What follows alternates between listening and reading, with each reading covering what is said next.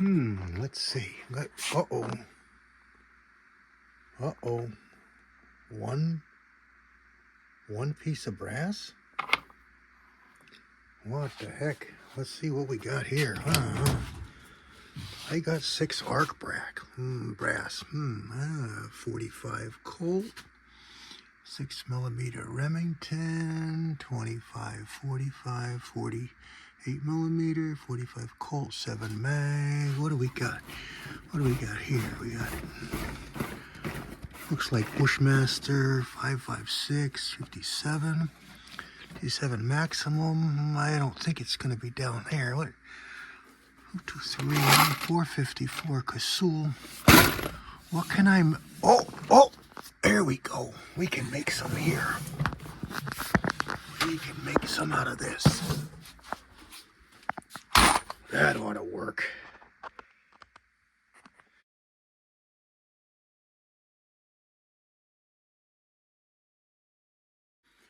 Hello, everybody. CW here. Well, you saw the beginning, so you know the caliber. 6mm arc. Let's make some brass.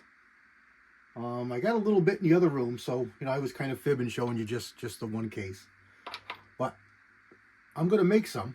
I have a Grendel, and soon I'll have the arc, so I don't really want to use Grendel brass. Grendel brass is cheaper to buy than 6 arc. 6 arc is a little on the expensive side. The cheapest I can find is a little under 40 bean sprouts for 50 pieces, so a little under $1 a piece. Grendel brass I can get for about 40, 50 bean sprouts for 100, so about half,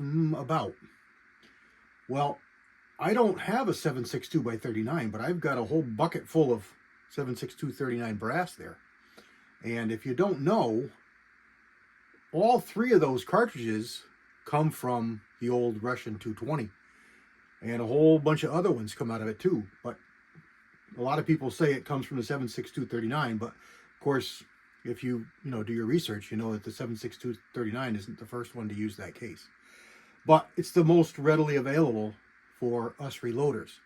Now, it's going to get you a large primer. 762 39 uses a large rifle primer instead of 6mm arc's small rifle primer. So know that.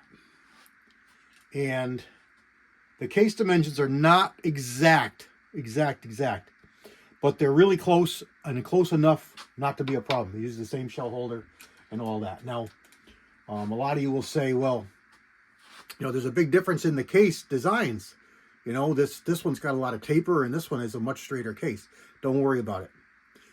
The obvious difference is the neck diameter. This is a 30-31, a fat 30, where this one is 243. But a simple run through the reloading die will bring this down to 6mm, and then first firing of this with a full power load will blow this case wall out to fill the chamber, and will reform the rest of the shoulder, and you will have fire formed 6mm arc brass from your 762 39. So let's get it on the press. Let's get it set up. We'll talk really quick about that, and we'll get moving. Okay, this isn't hard forming. It goes pretty easy. It's just run it through.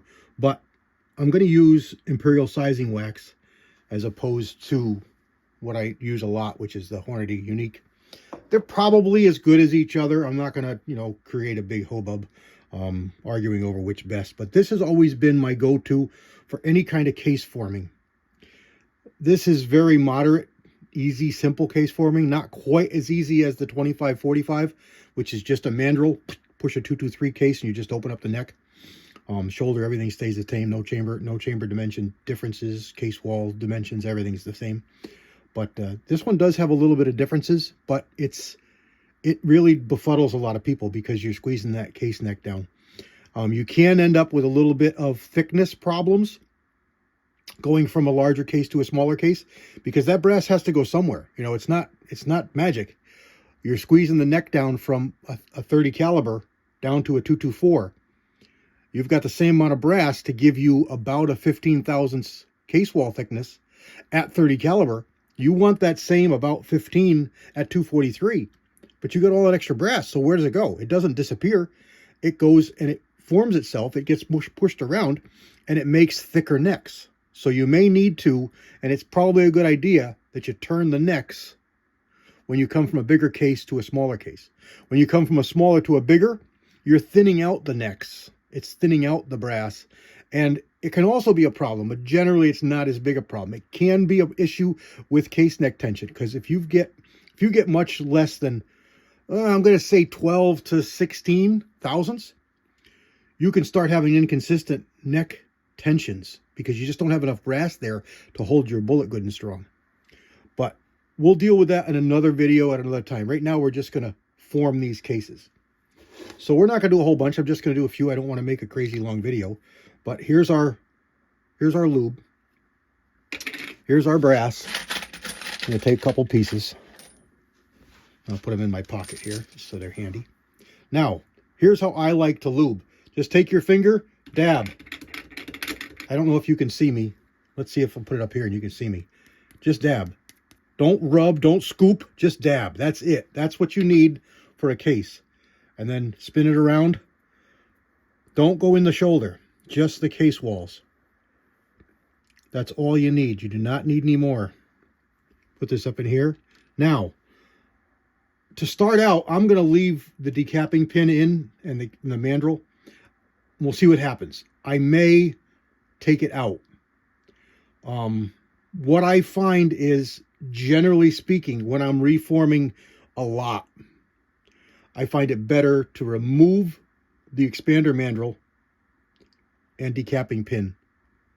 It just removes some of the issues that you can have. But let's try it this way and let's see what happens. Now I got a little bit of lube left on this finger. Let's just rub it inside the case mouth so that when we do drag that over the mandrel, there's a little tiny bit of lube there to help it do its job. And that's it. Push it up in here. All the way in, all the way back out, and pull it down. There we go. Just that simple. You saw it happen. Don't figure it's crazy. We've got a little bit of a bulge on that shoulder. But remember, we've got a lot of taper in this case that we do not have in the 6 arc over there. What I do have here, let's wipe this off. Let me get my rag. Let's wipe the lube off here, just so we have a nice clean case. I have a case checker. Now, this is not a case gauge. This is not a case gauge. This is not dimensionally perfect minimum dimensions. This is just a case gauge. And we've got a 6.5 Grendel hole here. They're about the same. It's going to go in, and because the case shoulder is different, it's going to sink lower. We don't care about that. We just want to make sure it goes in there. And it does. That's a 6 arc case. This is our 7.6239 case. It goes in and it's proud. Okay, it's proud of the surface. So let's find out why. Let's take another case. Set this aside. Like I said, we know we've got a little bitty bulge right there below the shoulder. We can dimensionally measure this and see why. But let's do another case, and let's take this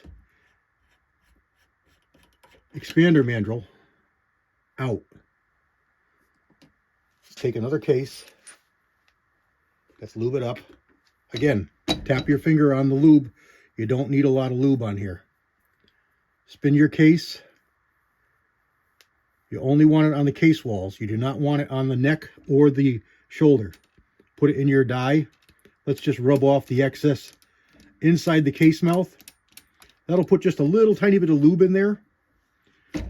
In here, we don't have a mandrel, so there's really no reason to put that lube on the inside of that case. That's just what I do to clean my finger off. It's a habit. It's what I have done. All right. This one here crunched it. It's going to happen sometimes. You don't get 100% doing this kind of stuff. It crunched the case. It happens.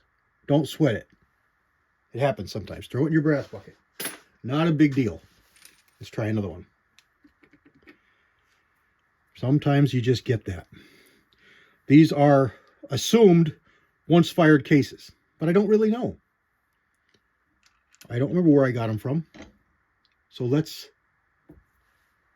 just run this up in there and see what we get.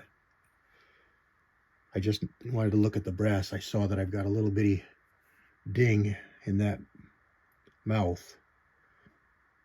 So let's see if that causes us a problem, because we don't have a mandrel to drag back through there to iron that back out. So we could get a fold in this one. Let's see what happens. That seemed a little better. Nope. It crunched it. All right. So there's two. We don't want to get a whole bunch of these. That's a beauty. Look at that. Woohoo! That's a beauty. And that's because of that wrinkle that I saw. That little wrinkle that I saw in there caused that to happen. Pick that one out. So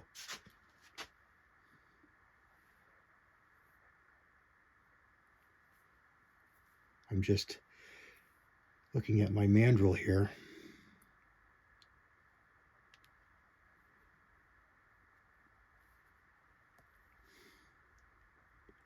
Again, this is a Forster set of dies I showed you when we first started the video. This is a Forster set, 6mm arc with a bench rest seater. And this is the same as the set that I just got for the Grendel that I showed you set up dies in the other video. Happens to be a black die this time, but it's the same. And we're going to use that and set that up the same way I showed you in the video. So let's try another one. I may need to do something with these a little different. So if we get a strikeout a third time here, we'll try it again with the mandrel in and see what we get. Again, we don't know the history on these cases. So it may be... Oh, it crunched. I could feel it crunch. All right, so we crunched 3 of them, and this crunched normal. So again, don't sweat this stuff. This happens. You're watching it happen, and it's just something that we gotta work around. Sometimes you get that, sometimes you don't. Sometimes you bite the bear, sometimes the bear bites you. Let's take another one out of our pocket. And this one happens to be a Remington Peters. Remington Peters piece of brass. And we got the mandrel back in there now. So let's put this one back in there. I just saw another spot on this case. I just want to look at it. No, it's not that bad. All right, put this back up in there and we'll try this again. Nope. It crunched it. Now it's crunching it before that mandrel does anything. This is getting crunched on the shoulder of the case going in. So this brass, this tells me that this brass is a little bit work hardened in the neck and the shoulder is soft. That's why this is happening. So we're going to try annealing these. I'm not going to waste any more. We just wasted 4. So 3 strikes, you're out. And we did an extra one just to see. So we're going to toss this in the trash. Actually, I could save that, but that's all right. We'll just toss this in the trash. And we're going to anneal some of these, and we'll come back to this. Okay. Tried a couple more off camera. Didn't really work out. I got 1 or 2 more to go, but it's all case dependent. Again, these cases, we don't know where they've been or what's going on with them. So apparently something. So what I did was I grabbed my Hornady 6.5 Grendel die, because that's 264. So it's going from 32 to 264. It's less of a jump than from 30 caliber down to 24 caliber. And all of a sudden,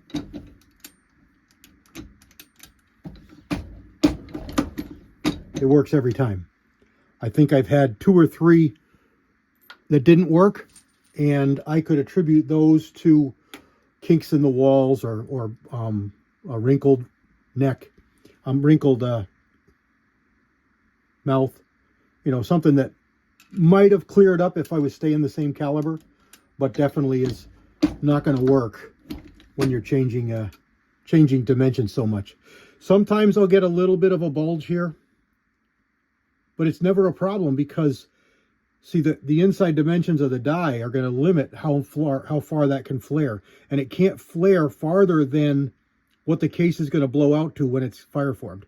So even though it might look a little bit funny, all it's doing is working the brass a little bit. And it's not a big deal. It's not ultimately a big deal because I'm going to fire form these. And before I load them again, they're going to be annealed. Because we've done a lot to this. This brass is being worked pretty hard. This is a lot of movement. Okay, you're sizing it down a little bit, and then we're sizing it down again, and then maybe it's not going to get a final size, but if you run it through, we're not going to crimp it because these dies don't crimp, so the case mouth isn't going to see any more, but you're going to fire it and blow it out, and that's going to move the brass. That's going to work hard in the brass. Just the act of firing it, superheating it like that and giving it all its pressure, that can cause trouble, and that can cause work hardening of your brass. So long story short, I'm going to anneal this before it gets loaded again, which will be the actual fire formed sized case, the official use loading. And that one's got a little more of a flare in it. Sometimes they have none. Sometimes they're just as nice as can be. And I got one or two more here. And then we're going to run these back through the proper case. There's that one's almost perfect. Perfect meaning no bulge. And some of these cases have got, dings in them, little dents in them. Not imperfections. There's no gouges or anything, but there's dents and dings a little bit in the case mouths here and there. The small ones are coming out, but anything bigger, any folds or, like ejector deflector dings like you'd have on an AR. Obviously, these probably were not fired in an AR. They're probably out of a SKS or an AK, if I had to guess. But they're all brass. Obviously we're not sizing.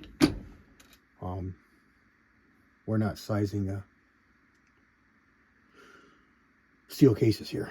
All right, and that's the last one. So let me get you paused for a second. I'll change the die out, and we'll go back to 6 PPC die. And we'll just spin this down in. Now we're going to try it with the mandrel in, the center expander ball mandrel in, and we'll see what we're going to get. Now, I didn't wipe any of these off, so they all still have lube on them. I'll just give it a little bit of an extra wipe to make sure we're not having any issues. But we're not changing dimensions anywhere but the neck at this stage. So let's see what we get. Nope, it folded it anyway. It pushed it right in anyway. So maybe we're asking too much of this. Maybe this die is a little bit, this is a matched die, so maybe it's just a little bit tighter than what this wants to be. But let me work on this a little bit behind the scenes and see what I can come up with. Okay, I took the die back out, cleaned it out again, because I started with a clean die. Cleaned it out again, removed the mandrel,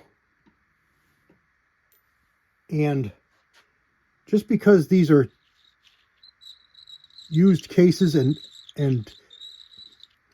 I don't know, they're not like normal cases. There is a little bit of an edge on the front of that neck. So I've just taken the edge off with that deburring tool. And then, applying the lube again. They're working perfect. They're coming out perfect. So, like I said, sometimes this causes you troubles. Maybe I had a little bit of something in there that it didn't like lubrication wise. I did clean it. What I did was I ran a bore brush. I ran a 25 bore brush through there, nylon bore brush through there, and maybe it cleared something out. I mean, it seems to be going just fine. So what I'll do with these cases before I load them is maybe I'll run them through my mandrel, my 243 mandrel die, my Wilson mandrel die, just to make sure. Now this one I didn't deburr, and it went all right, but it felt good. See, it doesn't have a burr on that one. But there we go. So we've had to go through a little bit of a learning curve, and this is actually pretty good. I'm going to let all these mistakes go through because I want newer loaders or guys that are new to case forming like this. You know, you may have been loading for years and years and years, but never had to do this kind of thing. So I'm going to leave this in. Now this one's got a little edge on it. So I'll go back here and just break that edge off. Just like you would do taking a burr off after trimming. Now there's nothing there. I think that might have been it. I mean, a combination of maybe something still in that die that I didn't catch, and that little burr that was on the edge of the case, or could have been on the edge of the case. Now that one didn't have one, ran it right through, and it's fine. So who knows? It's all a little bit of a learning curve, and we went through this together. Sometimes this kind of thing happens, so it's a good example of not to freak out and give up. You know, there's other things that you may not see initially or realize initially, and I can't say exactly what it was, but we obviously found it, cleared it up, no more problem, because you're watching it happen. We're making 7.62 into 6mm arc. You know, the biggest difference now, remember, I'm going to have to check it afterwards and see. I also have a few different case heads here. So I'm going to sort this out after the fact with like case heads, you know, Winchester, Remington, PMC, whatever I happen to have here, Federal. I know I've seen each of those. So I'll make stacks of each one, and I'll keep them separate. Unless I'm just doing plinking ammo, and then I don't care. But generally I'm doing a little more than plinking ammo. So I'll keep it separate. And then I'll measure the case volume to see what I'm going to get. See what I'm going to have. I ain't going to get anything. It's going to give me what I'm going to get. So that'll tell me, you know, what kind of differences there are. I don't know if this will be able to be loaded with regular brass, if there's going to be a case volume difference, if it's going to cause any kind of issues. Probably not. I mean, I'm not going to be pushing, I'm not looking to make this into something it's not. I don't need to get every ounce of velocity power out of this that I can get, because number one, I'm not competing with this. I'm probably not hunting with this, at least not regularly. So I have a 243 and I have a 6mm rim, both of which have, you know, I can run at the same pressures, and both of which I have more case capacity, especially my 6 rim. I mean, that's a 57mm case. I can get a whole lot more powder running the same exact pressures. I already know that I can push a 105 grain bullet past 3,100 feet per second, which is doing what almost any 6mm says in the book, you know, the top 6mm says in the book they can do, but rarely actually do with a 105, 107 grain bullet. So this is going through beautiful. Now you're watching it happen. You know, no issues whatsoever. The only thing is, you know, we don't have a mandrel running through there, so we're going to have to go back in a second, or in a last step, and run a case inside mandrel through that, so that we get proper neck tension. Probably before I turn these necks, or at least check them, because who knows what that's gonna do, what it's gonna cause, what I'm gonna end up with. You know, I have no idea. That one's got a big, it's a good example. See, now we're back to flush here. This is just a checker. It's not a case gauge. It's just a checker. But we're back to flush. But I want to show you, it's got a pretty good sized flare around that neck. It's not going to hurt anything because we're going to blow that out. But it is work hardening that brass. So you want to come back and anneal so that you get something that's going to be consistent. You want everything here to be consistent. We don't know how many times this brass was fired. We don't know the history of this brass at all. This was given to me or bought by me. I don't remember where I got it. And who knows where its life has taken it before it got to me. Now, this one here's got a crimp on it. It was a crimped piece of brass. Now, what's the head stamp on this? Winchester. Winchester brass. And it's got a nasty crimp on it. So we're going to try and smooth this out a little bit. Hopefully, maybe if we're lucky, it'll be long and I'll have to trim it off. I don't know. All right, it formed fine, no problems.